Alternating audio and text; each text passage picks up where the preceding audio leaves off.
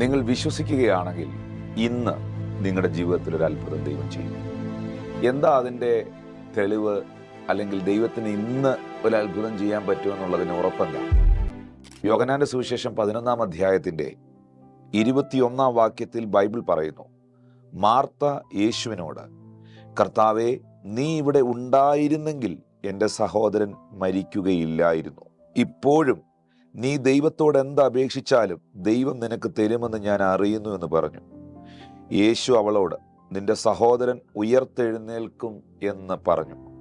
Martha അവനോട്, ഒടുക്കത്തെ നാളിലെ പുനരുത്ഥാനത്തിൽ അവൻ ഉയർത്തെഴുന്നേൽക്കുമെന്ന് ഞാൻ അറിയുന്നു എന്ന് പറഞ്ഞു. ഞാൻ ഇന്ന് ഈ മെസ്സേജ് കേൾക്കുന്ന എൻ്റെ വാത്സല്യ സഹോദരി സഹോദരന്മാരോട്, ദൈവത്തിൽ നിന്ന് ഒരു അത്ഭുതം, ഒരു വിടുതൽ പ്രതീക്ഷിക്കുന്നവരോട് പ്രധാനമായും ഈ ഭാഗത്ത് നിന്ന് വളരെ പ്രധാനപ്പെട്ടൊരു കാര്യം പങ്കുവയ്ക്കുകയാണ്.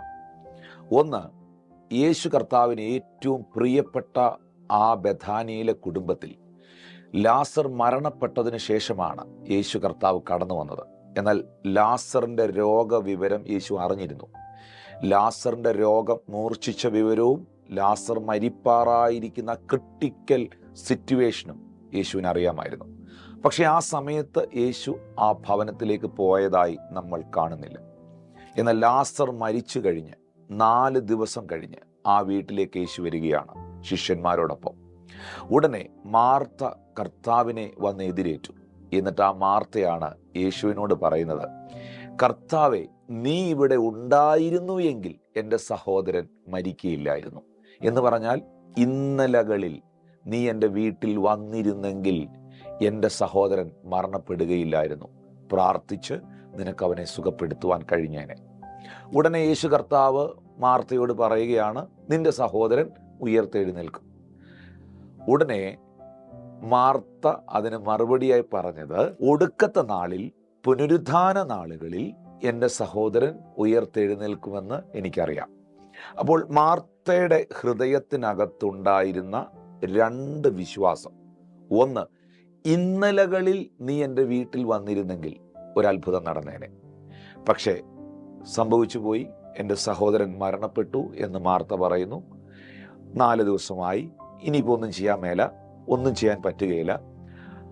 നാളുകളിൽ, പുനരുത്ഥാന നാളുകളിൽ. അപ്പം മാർത്തയ്ക്ക് അത് പറയാൻ പറ്റണമെങ്കിൽ യേശു കർത്താവ് നടത്തിയ ബൈബിൾ സ്റ്റഡികളിലൊക്കെ ആ കുടുംബം വളരെ സജീവമായിരുന്നു. പുനരുത്ഥാനത്തെക്കുറിച്ച് സദൂക്യന്മാർ അതില്ലെന്നൊക്കെ പറയുന്ന ആ സാഹചര്യത്തിൽ മരിച്ചവരുടെ പുനരുത്ഥാനത്തെ പലരും വിശ്വസിക്കാത്ത സമയത്ത് ഈ സഹോദരിക്ക് അത് വിശ്വസിക്കാൻ കഴിയുന്നതിൻ്റെ കാരണം നിശ്ചയമായും യേശു കർത്താവിനോടുള്ള ബന്ധവും യേശു കർത്താവ് പഠിപ്പിച്ച വചനങ്ങൾ അവരുടെ അകത്തുള്ളത് കൊണ്ടുമാണ്. യേശു അല്ലേ പറഞ്ഞത്, എന്നിൽ വിശ്വസിക്കുന്നവൻ മരിച്ചാലും ജീവിക്കും, ഒടുക്കത്തെ നാളിൽ ഞാൻ അവനെ ഉയർത്തെഴുന്നേൽപ്പിക്കുമെന്ന് യോഹന്നാൻ സുവിശേഷം 6-ാം അധ്യായത്തിൽ എഴുതിയിട്ടുണ്ട്. ഈ അപ്പം തിന്നുന്നവനെല്ലാം എന്നേക്കും ജീവിക്കും, ഒടുക്കത്തെ നാളിൽ ഞാൻ അവനെ ഉയർത്തെഴുന്നേൽപ്പിക്കുമെന്ന് യോഹന്നാൻ സുവിശേഷം 6-ാം അധ്യായത്തിലും യേശു പറഞ്ഞിട്ടുണ്ട്. അപ്പോൾ മാർത്ത വിശ്വസിച്ച 2 കാര്യങ്ങൾ: ഇന്നലകളിൽ പ്രവർത്തിക്കാൻ കഴിയുന്ന ദൈവം, നാളുകളിൽ അത്ഭുതം ചെയ്യുവാൻ പറ്റുന്ന ദൈവം, നാളുകളിൽ അത്ഭുതം ചെയ്യുവാൻ കഴിയുന്ന ദൈവം. പക്ഷേ യേശു അവളോട് ചോദിച്ചൊരു ചോദ്യമുണ്ട്, അവനെ വെച്ച സ്ഥലം എവിടെ? അപ്പോൾ മാർത്ത, മറിയ, ആ കുടുംബം ആശ്ചര്യപ്പെട്ടു പോയി. ഉടനെ പറയുന്നുണ്ട്, കർത്താവെ, മരിച്ചിട്ട് 4 ദിവസം ആയല്ലോ, നാറ്റം വെച്ച് തുടങ്ങിയല്ലോ. പക്ഷെ നമുക്കറിയാം, യേശു കർത്താവ് ആ കല്ലറവാതിൽക്കൽ ചെന്നു, സ്വർഗത്തിലെ ദൈവത്തോട് പ്രാർത്ഥിച്ചു, കല്ലുരുട്ടി മാറ്റുവീനെന്ന് കൽപ്പിച്ചു, ലാസറെ പുറത്തു വരിക എന്ന് വിളിച്ചപ്പോൾ മരിച്ചവൻ, നാറ്റം വെച്ചവൻ, 4 നാളായവൻ കല്ലറ വിട്ട് ഉയർത്തെഴുന്നേറ്റ് പുറത്തു വന്നു. ശ്രദ്ധിക്കുക, മാർത്തയുടെ വിശ്വാസം, ഇന്നലകളിൽ പ്രവർത്തിക്കാൻ കഴിയുന്ന ദൈവം. നമുക്കും അങ്ങനൊരു വിശ്വാസമുണ്ട്. കർത്താവെ, ഇന്നലകളിൽ നീ എനിക്ക് വേണ്ടി പ്രവർത്തിച്ചു, ഇന്നലകളിൽ നീ എനിക്ക് വേണ്ടി അത്ഭുതം ചെയ്തു, ഇന്നലകളിൽ എൻ്റെ ജീവിതത്തെ, എൻ്റെ കുടുംബത്തെ, എൻ്റെ തലമുറയെ നീ അത്ഭുതകരമായി നടത്തി, ഇന്നലകളിൽ നീ എന്നെ ശുശ്രൂഷകളിൽ അത്ഭുതകരമായി ഉപയോഗിച്ചു, പരിപാലിച്ചു, വഴി നടത്തി. എന്നാൽ പ്രസൻറ്റ് സിറ്റുവേഷനിൽ വറീഡാണ്, പ്രസൻറ്റ് സിറ്റുവേഷനിൽ ആകുലപ്പെട്ടിരിക്കുകയാണ്, ഒരു അത്ഭുതം നടക്കുമെന്നുള്ള ചിന്തയൊന്നും തന്നെയില്ല. പക്ഷേ ഇങ്ങനെ അങ്ങ് പറയുകയാണ്, കർത്താവെ, നാളുകളിൽ വാഗ്ദത്വമൊക്കെ ഒത്തിരി ഉണ്ടല്ലോ, നീ ഞങ്ങൾക്ക് ഒത്തിരി പ്രോമിസൊക്കെ തന്നിട്ടുണ്ടല്ലോ, നാളുകളിൽ എൻ്റെ ജീവിതത്തിൽ, എൻ്റെ ശുശ്രൂഷയിൽ, എൻ്റെ മക്കളിൽ, എൻ്റെ കുടുംബത്തിൽ, എൻ്റെ സാമ്പത്തിക മേഖലയിൽ ഒരത്ഭുതം നടക്കും കർത്താവെ. നാളുകളിൽ ഞാൻ പ്രതീക്ഷിക്കുകയാണ് ഒരു വിടുതൽ നടക്കും. പക്ഷേ ഇത് രണ്ടും അവിടെ നിൽക്കട്ടെ. ഇന്നലകളിൽ പ്രവർത്തിക്കുവാൻ കഴിയുന്ന ദൈവവും നാളുകളിൽ അത്ഭുതം ചെയ്യുവാൻ പോകുന്ന ദൈവവും, അതൊക്കെ ആ വിശ്വാസമൊക്കെ വളരെ നല്ലതാണ്. പക്ഷെ യേശു പറഞ്ഞത് എന്താ?